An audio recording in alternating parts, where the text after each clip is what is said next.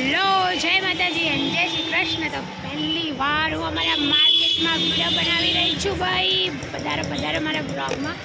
અને તમે જોઈ શકો છો, આ છે મારા રાણીપનું શાક માર્કેટ. જો તો અહીંયા મારી દોસ્ત છે, એના પતિશ્રીનો બર્થડે છે. તો એના પતિશ્રી માટે અમે ભેટ લેવા આવ્યા હતા. તો અમે ભેટ લઈ લીધી છે એના પતિશ્રી માટે. આ જોઈ શકો છો તમે. અને એમાં સરપ્રાઈઝ છે એટલે હું કહી નહીં શકું, પછી પોલ ફૂટી જાય ને યાર, ના મજા આવે ને, શું કહેવું. બાકી યાર આ જો હું અત્યારે અહીંયા વિડીયો બનાવી રહી છું, કોઈનું ધ્યાન નથી અહીંયા, કોઈને પડી જ નહીં કે આપણે શું કરી રહ્યા છે, કેમ કરી રહ્યા છે. જો કોઈને કંઈ ટેન્શન ખરી, આપણે જ આખા ગામની લાયો હોય. મારી બેનપણી હરગવો લેવા ગઈ છે, હરગવો એના પતિના બર્થડેની ખુશીમાં ઇડલી સાંભાર બનાવીને ખવડાવવાનું છે.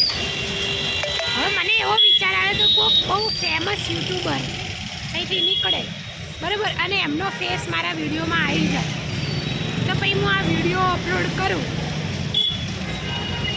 તો કોપીરાઇટ લાગશે કે નહીં લાગે.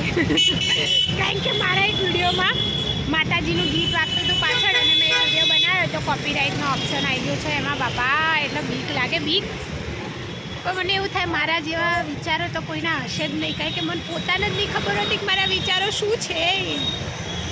તો એ વિચારોનું કોપીરાઇટ તો નહીં થઈ શકે, બટ ચહેરાનું થઈ શકે, ગીતોનું થઈ શકે. ને આ બહુ ડખાવાળી વસ્તુ છે.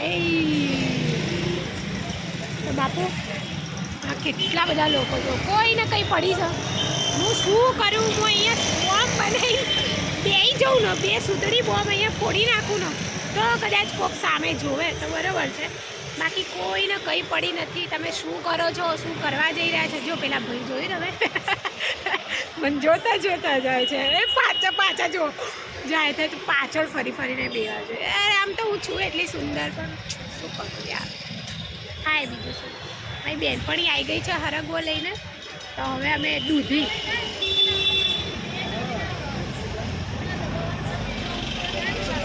હા શું લેવું ના બ્લોગ બનાવ્યો.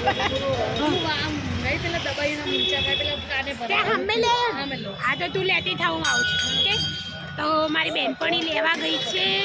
તમને ખબર પેલા કાન આવે અત્યારે, ઓલું જેનો ક્રેઝ ચાલી રહ્યો છે અત્યારે બહુ, એ તો ખાલી 1 જ મિનિટમાં હું ત્યાં પહોંચી પછી પાછો વિડીયો ચાલુ કરું.